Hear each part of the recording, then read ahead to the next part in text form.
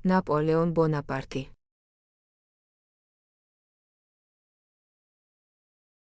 ნაპოლეონის ოჯახი. ნაპოლეონი დაიბადა 1769 წელს 15 აგვისტოს კუნძულ კორსიკაზე. გაიზარდა ქალაქ აიაჩოში. კუნძული კორსიკა ნაპოლეონის დაბადებამდე რამდენიმე თვით ადრე გადაეცა საფრანგეთს. მისი დედა ლეტიცია რამოლინო იყო მეტად აქტიური და მებრძოლი ხასიათის ადამიანი. მას ეყოლა 13 შვილი, მაგრამ გადარჩა მხოლოდ 8 ბავშვი. როცა ნაპოლეონი იმპერატორი გახდა, დედას მიანიჭა მადამ იმპერატორის დედის ტიტული. კარლო ბუონაპარტე, ნაპოლეონის მამა იყო ფრანგული პარტიის მომხრე და სწორედ მან შეიყვანა შვილი 1779 წელს ბრიენის სამხედრო სასწავლებელში. ნაპოლეონის ოჯახში 8 ბავშვი იზრდებოდა. ნაპოლეონზე უფროსი იყო ჟოზეფი და ყველა დანარჩენი უმცროსი. როცა ნაპოლეონი იმპერატორი გახდა, თავისი ნათესავები და ძმები ევროპის ქვეყნების მმართველებად და მეფეებად დანიშნა. შექმნა ნაპოლეონიდების დინასტია.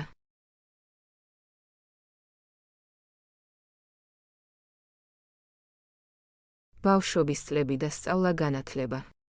1769 წლიდან ნაპოლეონი სწავლობდა ბრიენში და შემდეგ პარიზის სამხედრო სასწავლებელში ჩაირიცხა. იყო ნიჭიერი, მობილიზებული, მიზანმიმართული.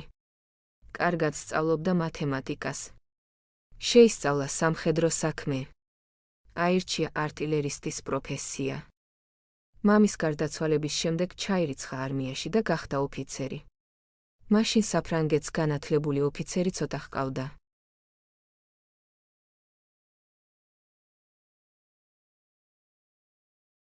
ნაპოლეონი და საფრანგეთის რევოლუცია.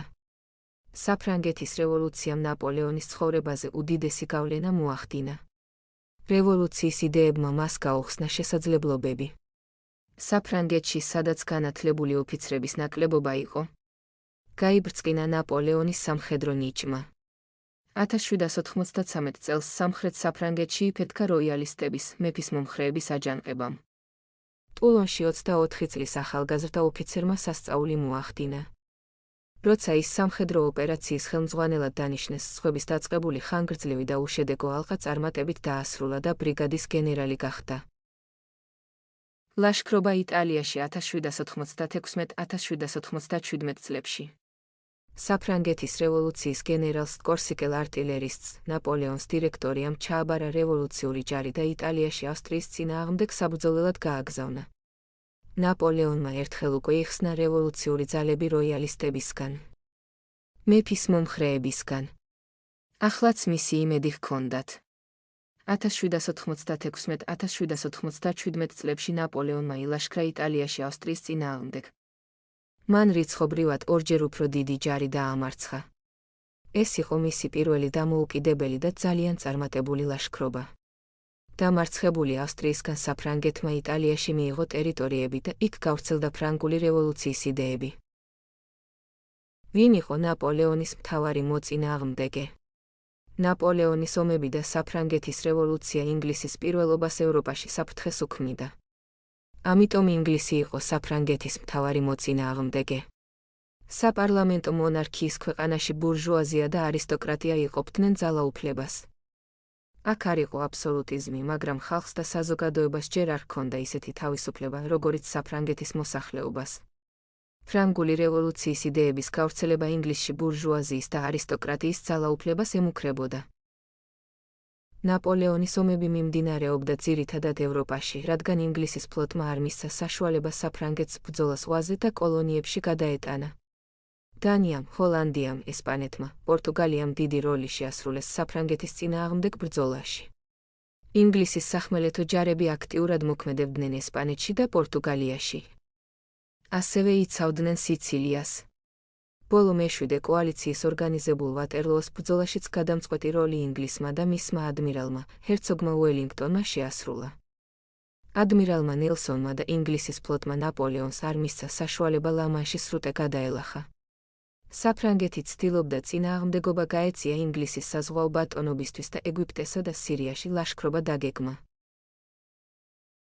ლაშქრობა ეგვიპტეში და სირიაში 1798 წელს.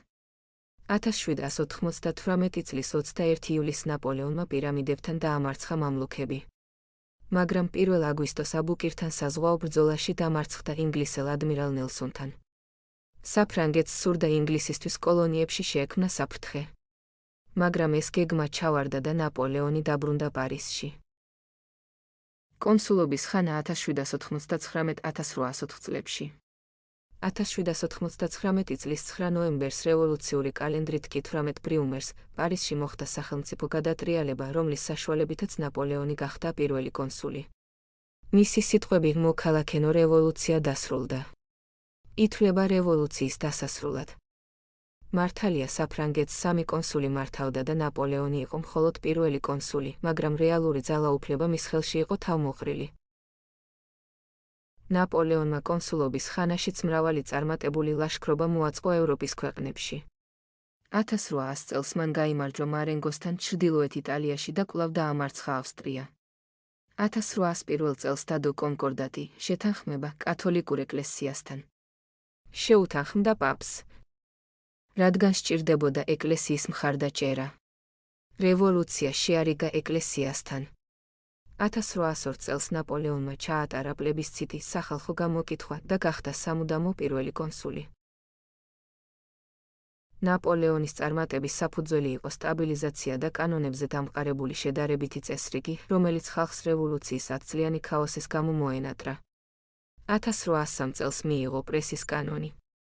1804 წელს გამოსცა სამოქალაქო კოდექსი და განამტკიცა რევოლუციის მონაპოვარი. თანასწორობის და კერძო საკუთრების, პიროვნების ხელშეუხებლობის იდეა კანონად ჩაიწერა.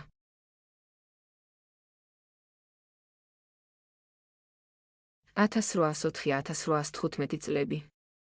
იმპერატორი ნაპოლეონ I.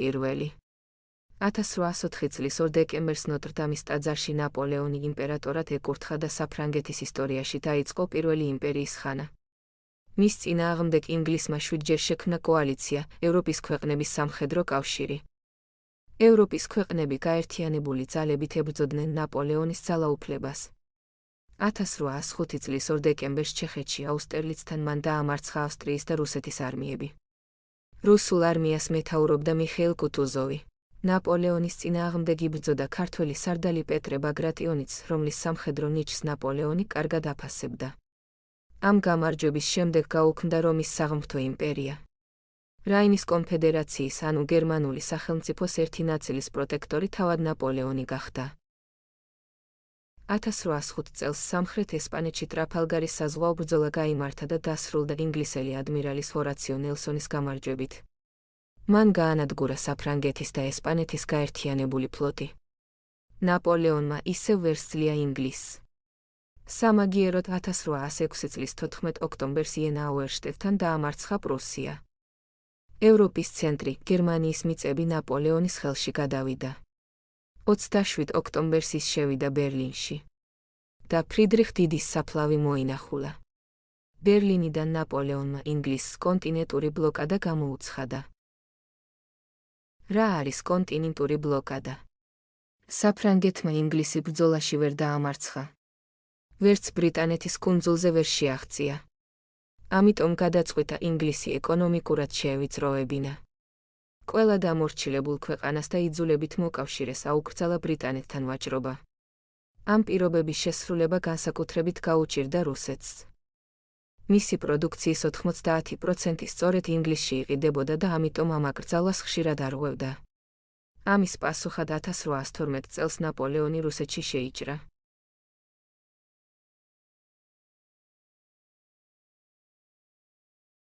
ლაშქრობა რუსეთში. ნაპოლეონმა რუსეთში დიდი მარცხი განიცადა.